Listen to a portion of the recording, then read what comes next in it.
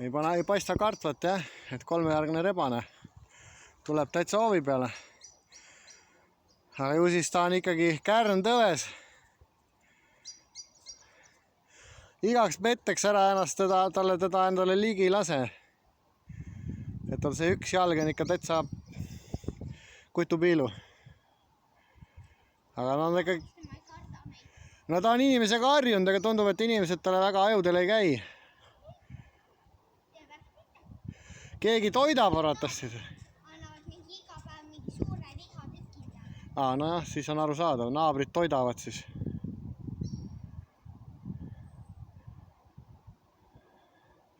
Aga ta on paar aastat juba siin vastu pidanud. Aga ta tuleb täitsa hoovi.